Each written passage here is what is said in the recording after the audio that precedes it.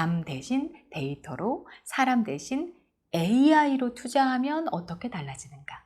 AI는 장기 투자보다 단기 트레이딩 분야에서 더 큰 강점을 발휘할 수 있어요. 가까운 미래일수록 과거의 데이터 패턴이 더 잘 들어맞거든요. 그래서 AI는 곧 급등할 종목을 찾는 데 강하죠. 주식으로 돈 버는 사람과 잃는 사람, 이 둘의 차이가 뭘까요?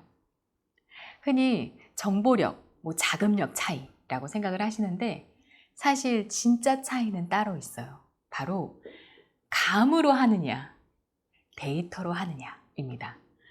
대부분의 사람들은 주식을 감으로 해요. 누가 좋다더라, 뉴스에서 뭐가 뜬다더라, 왠지 오를 것 같다.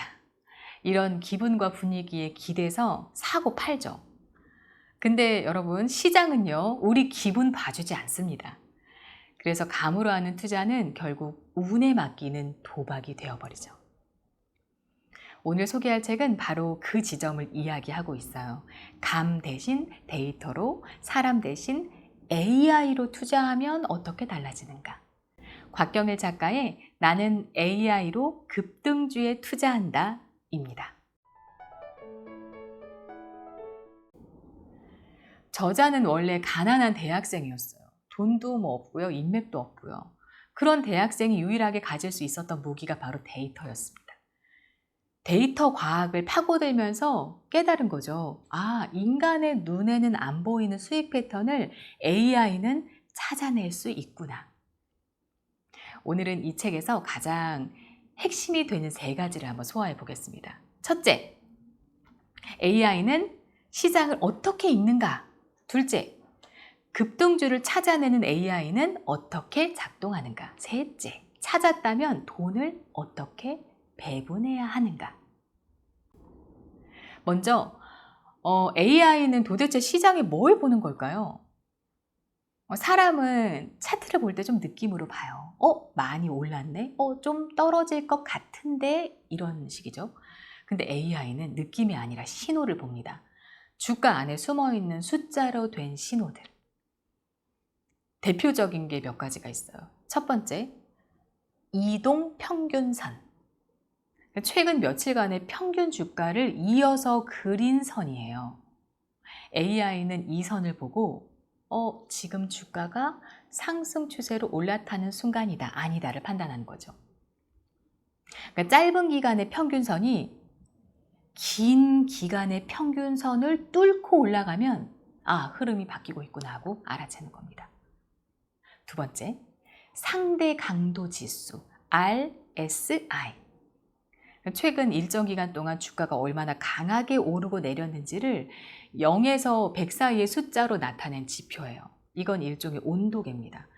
주가가 너무 빠르게 올랐으면 과열됐다, 너무 많이 떨어졌으면 얼어붙었다를 숫자로 알려주거든요.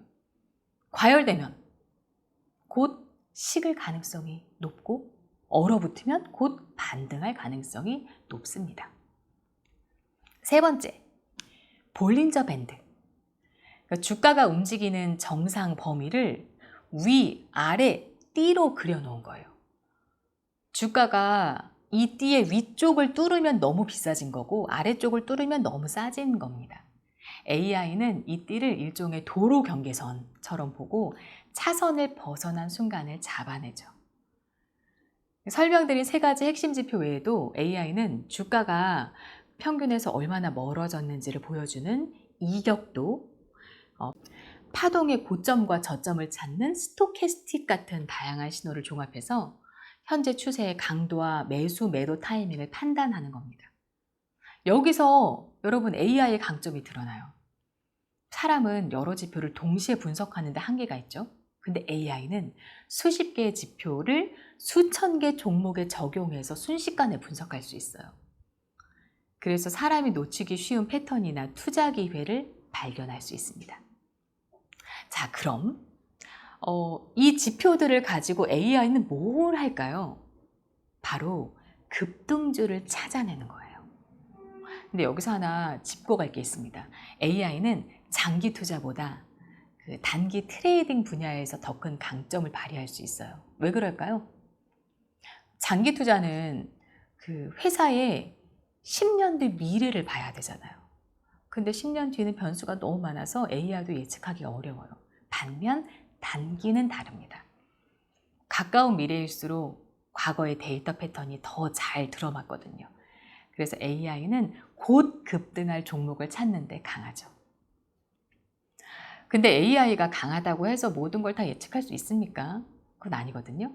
저자도 처음에는 AI가 주가를 정확히 예측할 수 있다라고 판단했어요.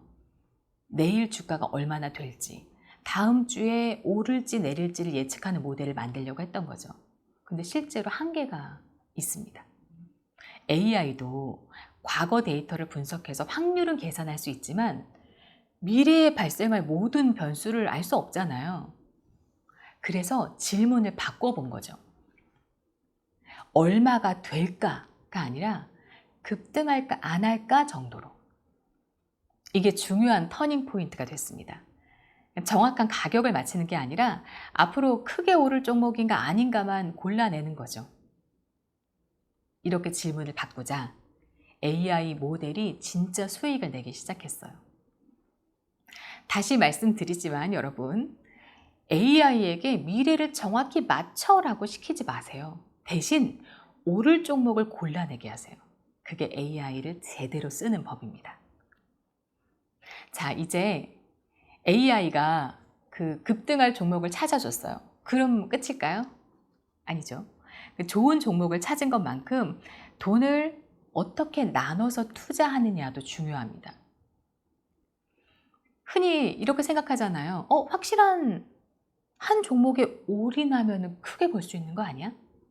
하지만 이거는 굉장히 위험한 생각입니다. 아무리 성공 확률이 높아도 크게 한번 실패하면 회복하기가 어려워요. 원금이 반토막 나면 그걸 되돌리는데 100% 수익이 필요하거든요. 잃는 건 한순간이지만 회복은 2배가 걸리는 거죠. 그래서 우리는 리스크를 쪼개서 관리하는 포트폴리오를 구성할 필요가 있습니다. 노벨상을 받은 해리 마코비츠라는 학자가 있어요. 근데 그 학자는 여러 자산에 적절히 나눠 담으면 수익은 비슷하게 유지하면서 위험만 줄일 수 있다는 걸 수학적으로 증명했습니다. 그 비결은 서로 다르게 움직이는 자산을 섞는 데 있어요. 예를 들어 볼게요. 주식과 채권. 보통 반대로 움직이거든요. 그래서 이 둘을 같이 담으면 하나가 무너질 때 다른 게 받쳐주는 거죠. 근데 포트폴리오 관리는 나눠 담는 것만으로는 좀 부족해요.